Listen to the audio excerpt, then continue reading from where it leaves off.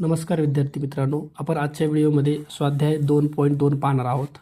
तर प्रश्न पहिला दिला आहे आपल्याला, -5/7 आणि -8/13 यांच्या दरम्यान असणारी परिमेय संख्या कोणती?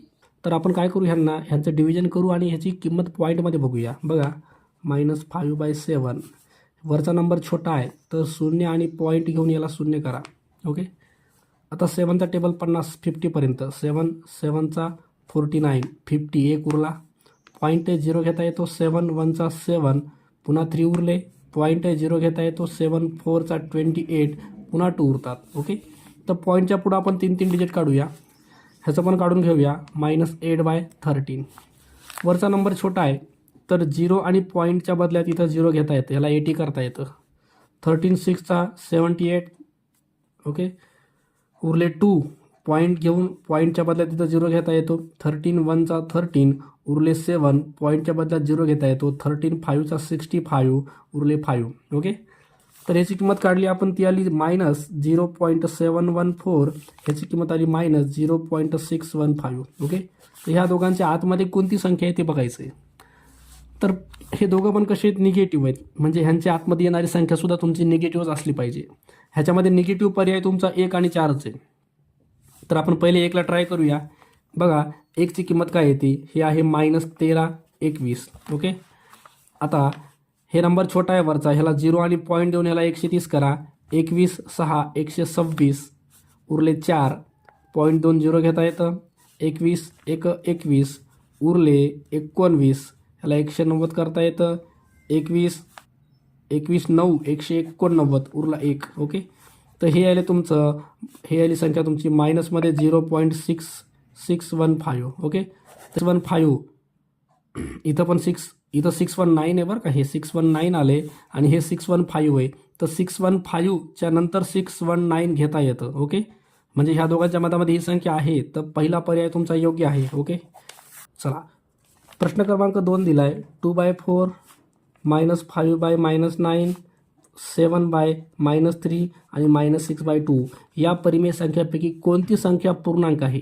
पूर्णांक म्हणजे आपल्याला इंटिजर. ओके, म्हणजे पूर्णपणे भाग गेला पाहिजे. ह्याला जर भाग दिला तर 2 1चा 2 2चा, म्हणजे हे 1/2च राहणार आहे. ह्याला तर डिवाईड करताच येत नाही. दोघं पण निगेटिव्ह आहेत, याला 5/9 लिहिता येतं. एक निगेटिव्ह एक पॉझिटिव्ह, याला फक्त -7/3 करता येतं. ह्याला जर लेस केलं 2 1चा 2 3चा 6, म्हणजे हे -3 उरतं. इथं कम्प्लीट डिवाईड होतं आणि एक पूर्णांक संख्या आपल्याला भेटते -3. ओके, तर -6/2 हे तुमचं योग्य आन्सर असेल. प्रश्न क्रमांक 3 दिला आहे. ज्या संख्येचे दशांश रूप अखंड व आवर्ती असते अशा संख्यांना रिकामी जागा म्हणतात. ओके, तर आपण पहिले बघूया अखंड आणि आवर्ती अनावर्ती.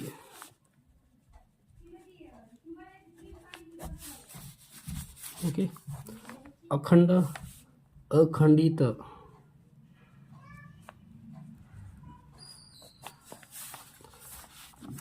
अखंड हा एक वेगळा प्रकार आहे आणि अखंडितचे 2 भाग आहेत, आवर्ती आणि अनावर्ती. आपण प्रत्येकाचं एक्झाम्पल बघणार आहोत. अखंड म्हणजे काय बघा, तुमच्याकडं 20 आहे आणि तुम्ही 5नं भाग द्यायले, 5 4 20, 0 भेटलं. रिमाइंडर बाकी 0 भेटलं, त्याला म्हणतात अखंड. आता अखंडित म्हणजे काय बघा, अखंडित म्हणजे काय माहिती आहे का, अखंडितमध्ये 2 प्रकार येतो. एक म्हणजे आवर्ती म्हणजे काही संख्या पुन्हा पुन्हा येणं. समजा 20 आहे, आपण 6नं भाग द्यायलो, सायंत्रिक 18, उरले 2. पॉईंट दिला, 0 घेतला. पुन्हा सायंत्रिक 18, पुन्हा 2 उरले, म्हणजे 3 3 3 तुमचं एकच संख्या उरत राहणार. ह्याला म्हणतात आवर्ती. ओके, आणि अनावर्ती म्हणजे काय बघा, समजा एखादी संख्या आहे, त्या संख्येचं आपण डिव्हिजन केलं, समजा पायची किंमत यायली 3 पॉईंट, समजा 1 4 7 8 9 वेगवेगळे डिजिट पुढे येत चालेल. ओके, इथं पण तुमचं डिव्हिजन सुरूच आहे, म्हणजे रिमाइंडर बाकी भेटला नाही. आणि ह्याच्यामध्ये पण तुमचं डिव्हिजन सुरूच आहे, रिमाइंडर बाकी तुम्हाला भेटलेलंच नाही आहे. कळलं का? तर याच्यामध्ये हे जे अनावर्ती आहे, अखंडित जे अनावर्ती आहे, त्याला म्हणतात अपरिमेय. ह्याला म्हणतात अपरिमेय संख्या. ओके, आणि जे अखंडित आणि आवर्ती असतं बघा, ज्या संख्येचं दशांश रूप अखंड व आवर्ती असते, अखंड आणि आवर्ती असतं, हे जे दोन प्रकार आहेत ह्या दोघांना म्हणतात परिमेय संख्या. परिमेय म्हणजे हा पण तुमचा परिमेयमध्ये येतो, जो अखंड असतो तो पण परिमेयमध्ये येतो, आणि जो आवर्ती असतो, अखंडित आवर्ती असतो, तो पण परिमेयमध्ये येतो. ओके, तर याचं उत्तर तुमचं परिमेय संख्या पर्याय क्रमांक 3 आहे. ओके, आणि जो अनावर्ती असतो, अखंडितमध्ये जो अनावर्ती असतो त्याला म्हणतात अपरिमेय संख्या. ओके, तर पर्याय 3 हे तुमचं योग्य आन्सर असेल. चला, प्रश्न क्रमांक 4 दिला आहे. पुढीलपैकी चुकीची जोडी कोणती ते आपल्याला सांगायचं आहे. ओके, तर बघा आपण आत्ता शिकच पाहिलं होतं. तर याच्यामध्ये काय असतं बघा, जे अखंड असतात, अखंड त्याच्यानंतर अखंडित एक आहे अखंड आणि दुसरा आहे अखंडित. जे अखंड असतात त्याच्यामध्ये तुम्हाला बाकी शून्य भेटते, म्हणजे तुमचं डिव्हिजन पूर्ण होतं. ओके, अखंडीमध्ये दोन प्रकार आहेत. एक आहे आवर्ती म्हणजे काही संख्या पुन्हा पुन्हा येणं, आणि दुसरा आहे अनावर्ती. ओके, तर जे अखंड असतात त्यांना परिमेय म्हणता येतं, जे अनावर्ती असतात त्यांना पण परिमेय म्हणता येतं, आणि जे अनावर्ती असतात त्यांना मात्र अपरिमेय किंवा इंग्लिशमध्ये त्याला इररॅशनल नंबर म्हणतात. इररॅशनल नंबर. ओके, हा परिमेय म्हणजे रॅशनल, हा पण परिमेय, याला पण रॅशनल म्हणता येतं. ओके, आता बघा, परिमेय संख्या म्हणजे अखंड व आवर्ती दशांशरूप. परिमेयवाल्यांना अखंड आणि आवर्ती दशांशरूप म्हणता येतं, योग्य आहे. नैसर्गिक संख्या म्हणजे धनपूर्णांक संख्याचा समूह, हे पण बरोबर आहे. ज्या धनपूर्णांक संख्या आहेत, समजा 1 झालं, 2 झालं, 3 झालं, ह्या धनपूर्णांक संख्या आहेत, यांचा समूह म्हणजे नैसर्गिक संख्या, हे पण योग्य आहे. पूर्णांक संख्या म्हणजे धन व ऋण संख्याचा समूह. पूर्ण संख्या मोज संख्यांचा समूह. आता ह्याच्यामध्ये फक्त त्याने 0 दिला नाही, पण धन आणि ऋण संख्याचा समूह आहे, हे योग्य आहे त्याच्यामध्ये. पूर्ण संख्या म्हणजे काय, मोज संख्याचा समूह. मोज संख्याचा समूह म्हणजे काय असतो माहिती आहे का, नैसर्गिक संख्या. आणि नैसर्गिक संख्या ह्या 1, 2, 3 इथून सुरू होतात, आणि त्यांनी म्हणले पूर्ण संख्या. पूर्ण म्हणजे शून्य याच्यामध्ये ॲड होतो. तर हे पर्याय क्रमांक 4 हे तुमचं चुकीचं आहे. प्रश्न क्रमांक 5 दिला आहे. पुढीलपैकी अखंड आवर्ती संख्या कोणती. ओके, अखंड म्हणजे खंड पडणारा, आणि आवर्ती म्हणजे काही संख्या पुन्हा पुन्हा असणे. ह्याच्यामध्ये बघा कोणत्या ह्याच्यामध्ये काही संख्या पुन्हा पुन्हा आहेत. आवर्तीचा अर्थ जो आहे, आवर्ती होणे म्हणजे त्या संख्या पुन्हा येणे, किंवा त्याच्यावर असं बार टाकून सुद्धा लिहिलेलं असतं. ओके, तर अखंड आणि आवर्तीमध्ये पर्याय क्रमांक 1 हे तुमचं योग्य असेल. प्रश्न क्रमांक 6 दिला आहे. पुढील पर्यायातील मोठी पूर्णांक संख्या कोणती. आता ह्याची जर किंमत बघितली, पहिलं -1/2 याची किंमत येते तुमची -0.5.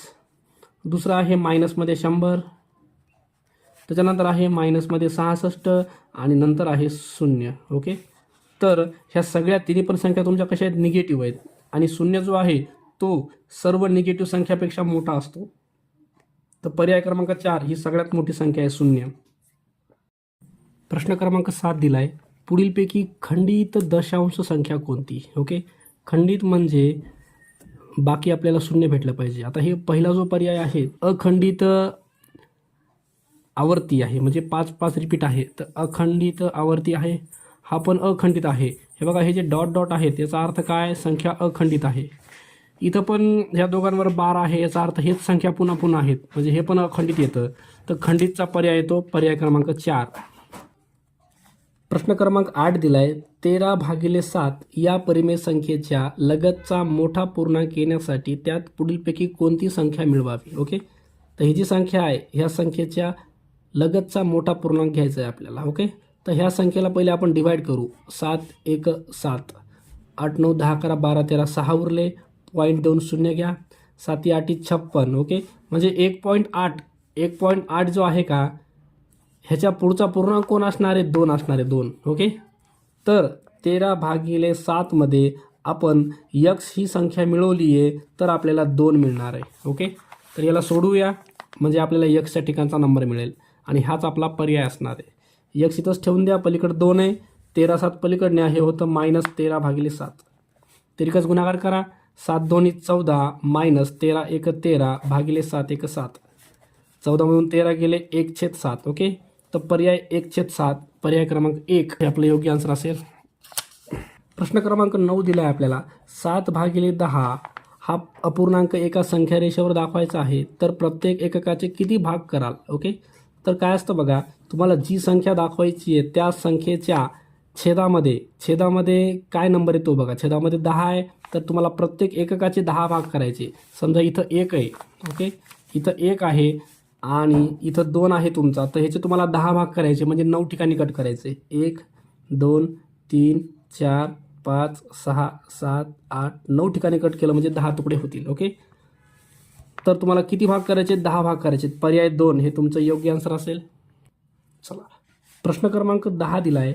-2 या संख्येमध्ये 5 मिळवल्यावर ओके मिळणारी बेरीज किती हे दर्शवणारी योग्य आकृती पुढीलपैकी कोणती? ओके, हे -2 आहे आणि हे 5 आहे. जर मायनस आणि प्लस असेल तर तुमची वजाबाकी होते. 2मधून 5 जात नाहीत, 5मधून 2 काढा, 3 येतं.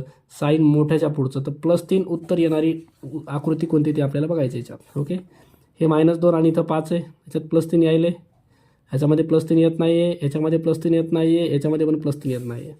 तर उत्तर आपलं +3 आहे, +3. तर +3 हे जे आहे ते पर्याय 4मध्ये आहे, तर पर्याय 4 हे आपलं योग्य आन्सर असेल. प्रश्न क्रमांक 11 दिला आहे आपल्याला. 3 11 गुणिले 2 5 ह्याच्यामध्ये काय बघा, ह्याच्यामध्ये तिरकस गुणाकार वगैरे नसतो.